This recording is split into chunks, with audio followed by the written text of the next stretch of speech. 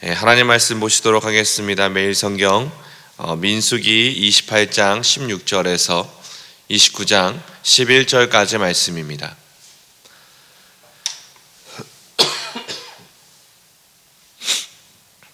민수기 28장 16절에서 29장 11절까지 말씀. 시간 관계상 우리 16절에서 25절까지만 같이 봉독하도록 하겠습니다. 한 목소리로 읽습니다. 첫째 달 14째 날은 야훼를 위하여 지킬 유월절이며 또 그 달 15째 날부터는 명절이니 이래 동안 무교병을 먹을 것이며 그 전날에는 성회를 모을 것이요 아무 일도 하지 말 것이며 숫송아지 2마리와 순양 1마리와 1년 낸 순양 7마리를 다 흠없는 것으로 야훼께 화제를 드려 번제가 되게 할 것이며 그 소재로는 고운 가루에 기름을 섞어서 쓰되 숫송아지 1마리는 10분의 3이요 순양 1마리에는 10분의 2를 드리고 어린 양 7에는 어린 양 1마리마다 10분의 1을 드릴 것이며 또 너희를 속죄하기 위하여 순년소 1마리로 속죄제를 드리되 아침에 번제 곧 상번제 외에 그것들을 드릴 것이니라. 너희는 이 순서대로 이래 동안 매일 야훼께 향기로운 화제의 음식을 드리되 상번제와 그 전제 외에 드릴 것이며 7째 날에는 성회로 모을 것이요 아무 일도 하지 말 것이니라. 아멘. 저는 오늘 민수기 28장 16절에서 29장 11절까지 말씀을 가지고 축제의 기쁨을 회복하라, 축제의 기쁨을 회복하라 라는 제목으로 하나님 말씀 같이 나누도록 하겠습니다. 코로나19 때문에 촉발이 된 건지 아니면 원래부터 그런 움직임이 있었던 건지 알 수는 없지만 그 넌크리스천으로 가득 차고 있는 그 영국에는 그 디너 처치라고 하는 새로운 교회 운동이 펼쳐지고 있답니다. 디너 처치란 말 그대로 이 식탁 공동체를 함께하는 그 교회를 말한대요. 이 정해진 시간에 교회에 나와서 기도하고 말씀 듣고 그리고 예배 끝나면 서로 이렇게 눈인사하고 휘리릭 하고 이제 집에 가버리는 현대 교회를 넘어서 디너 저녁을 좀 함께 하는 거죠.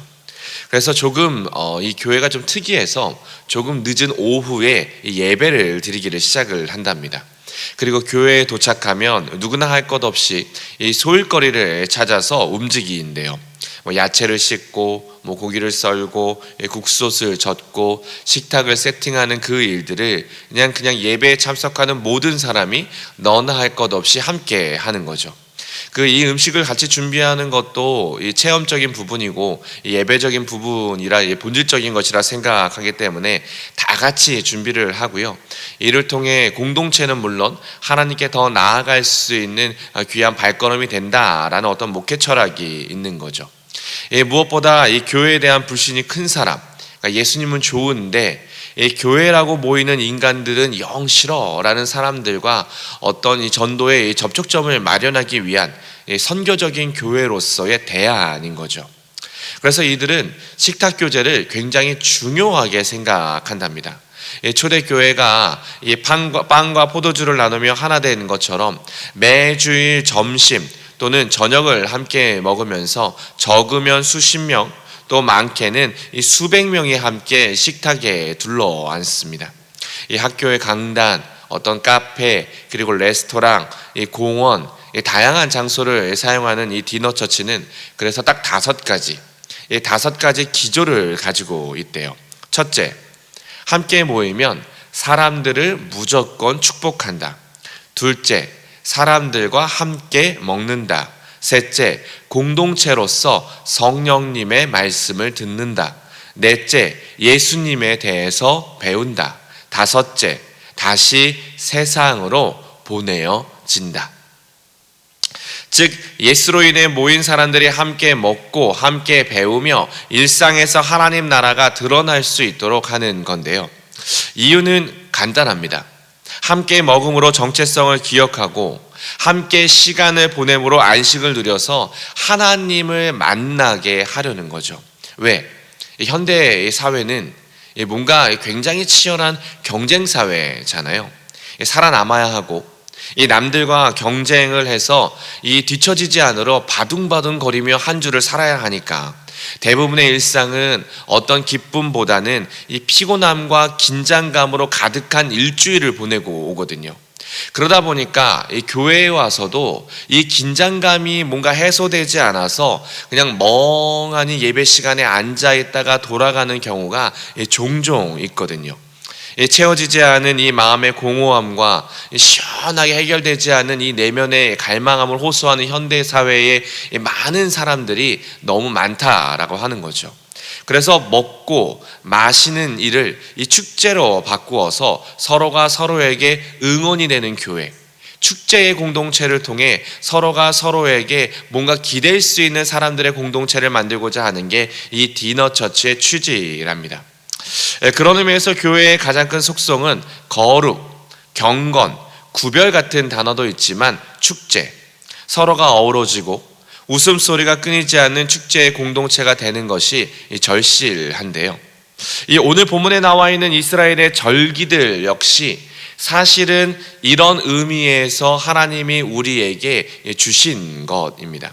숫송아지 몇 마리, 순양 몇 마리, 어린 양 몇 마리, 순염소 몇 마리를 어떻게 잡아 태워드릴지, 어떤 복장과 태도로 하나님께 나아갈지를 세세한 체크리스트가 담긴 매뉴얼처럼 기록되어 있는 거죠.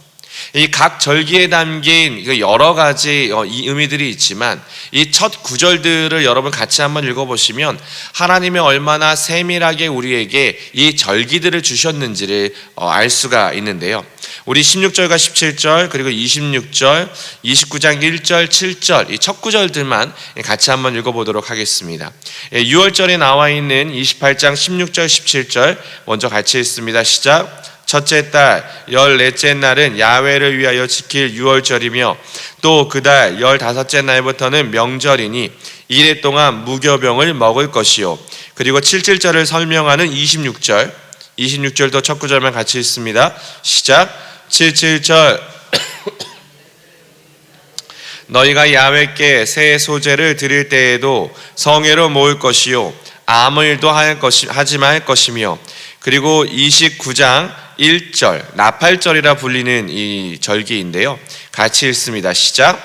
일곱째 달에 이르러서는 그 달 초하루에 성회로 모이고 아무 노동도 하지 말 것이니 너희가 나팔을 불 날이며 그리고 7절 대속죄일의 기록입니다. 같이 읽습니다. 일곱째 달 열흘날에는 너희가 성회로 모을 것이며 너희의 심령을 괴롭게 하며 아무 일도 하지 말 것이다. 이 매일 성경으로 이 새벽 기도를 꾸준히 하셨던 분들은 이 출애굽기와 이 레위기를 다룰 때 사실 이 머리에 쥐가 나도록 이 절기에 대해서 다 들어오셨기 때문에 제가 이 시간에는 이 내용들을 다 설명하지 않고 간단하게만 설명을 드리면 이렇습니다.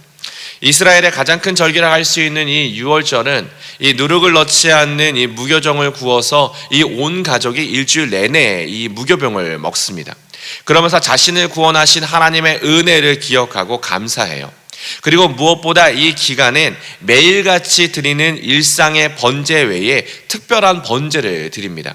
숫송아지 2마리, 순양 1마리, 그리고 1년 되고 흠없는 순양 7마리를 번제로 드리고 순염소 1마리는 속죄제로 드리면서 첫째 날과 일곱째 날에는 성회로 모이는데 이때는 아무 일도 해서는 안 됩니다. 그리고 두 번째 77절은 7일씩 7주간의 그 다음 날이라고 해서 오순절이라고도 불리는데 처음 익은 이 열매로 곡식을 추수해서 하나님께 드린다라고 해서 맥추절이라고도 합니다. 이날 역시 성회로 모일 때는 아무 일도 하지 말아야 하고 숫송아지 2마리와 순양 1마리 그리고 1년 된 순양 7마리를 번제로 드려야 합니다. 그리고 일곱째 달로 불리는 7월에는 이 새해의 시작을 알리는 나팔절과 더불어 이스라엘 민족이 가장 긴장하고 구별되어야 하는 대속죄일이 있습니다. 이때는 아사셀이라고 해서 굉장히 특별한 의식을 하나 치르죠. 이 백성을 위해 준비된 순염소 2마리 중에 이 제비를 뽑아가지고 한 마리는 속죄 제물로 하나님께 드리고 다른 한 마리는 백성의 죄를 전가하는 의미로 이 대제사장이 안수를 한 뒤 광야로 내보냅니다. 이거를 아사셀이라고 하는데 추방 의식과 관련 있는 용어예요. 이 대제사장의 안수를 통해서 백성의 죄가 이 한 마리 양에 전가되었고, 이 양이 광야로 가면서 우리의 시선에서 멀어지는 것처럼 우리의 죄가 멀어졌다, 하나님이 우리의 죄를 사하셨다라고 하는 아주 가시적인 의미에서 이 의식을 하는 거죠. 그리고 7월에는 특별히 축제가 많은데 이 대속죄일을 지나면 그 다음 주부터 8일 동안 초막절, 내일 설명을 드릴 이 텐트를 치고 물을 뜨며 이 광야의 40년 동안 자신들을 지켜주신 하나님을 기억하고 감사하는 이 초막절에 엄청난 축제의 절기를 그 이스라엘 사람들이 펼칩니다. 근데 제가 이 본문을 묵상하면서 그래서 문득 들었던 생각이 있어요. 하나님은 왜 이렇게 많은 예물을 축제 때마다 받아 오셨을까? 사실 이런 허례거식 없어도 인간의 마음 중심을 하나님이 다 아시는데 굳이 이렇게 디테일한 설명과 또 구체적인 수량까지 다 표시해서 굳이 이렇게 예물을 다 바치라고 하시고 이 모든 절기를 디테일하게 다 주셔서 하나하나 다 지키라고 하셨던 걸까? 그 이유가 뭘까요? 그건 인간이 죄인이기 때문입니다. 우리는 죄인이라 조금만 편해도 이 불편함을 감당하기가 너무 버거워하고요. 우리는 죄인이라 누가 날 조금만 홀대해도 서운함에 어쩔 줄 몰라 하는 존재들이거든요. 또 우리는 조금만 등 따시고 배부르면 타인과 나를 비교하며 무시하고 거들먹거리고 아무것도 아닌 것을 대단한 것인 양 자랑하는 내 모습을 반드시 보게 되죠. 즉 우리는 죄인이라 하나님의 은혜를 수시로 잊습니다. 물론 종교적으로 포장할 수 있습니다. 다른 사람들 앞에서 얼마든지 거룩한 척 할 수 있습니다. 다른 사람들 앞에서 얼마든지 말로는 모든 것이 은혜다, 하나님의 은혜다, 다 은혜다, 하나님의 주신 것이다, 겸손을 가장해서 얼마든지 포장할 수 있습니다. 하지만 속내는 은혜가 아닌 나의 능력과 나의 지혜로 무언가를 이루었다, 내가 너보다 조금 더 괜찮은 사람이다 자랑하고 싶어 안다라는 게 우리들의 속내죠. 그래서 하나님은 정확하고 디테일한 예배의 지침을 일부러 우리에게 주십니다. 하나님께 예배할 때 너희는 이 디테일한 지침을 기억하고 긴장하며 나오라는 거죠. 정성을 다해 신중함을 기해 예배를 준비하라는 거예요. 왜? 그래야 마음을 쓰거든요. 그래야 하나님이 어떤 분이신지, 우리가 어떻게 예배해야 되는지 우리의 모든 생각과 마음들이 하나님을 향할 수 있기 때문에, 이렇게라도 해야 창조주 하나님이 인간에게 베푸신 그 사랑이 얼마나 크고 하나님이 얼마나 위대하고 놀라우신 분임을 기억할 수 있고, 그러기에 출애굽기, 레위기와 더불어 민수기에 기록된 이 예배의 지침들은 굉장히 디테일하고 굉장히 광범위하며 하나님이 무엇을 어떻게 몇 마리의 어떤 동물과 어떻게 예배하라는 디테일한 지침을 굳이 인간에게, 우리에게 주신 거죠. 결국 이 모든 건 하나님이 우리를 사랑해서 사실은 주신 지침.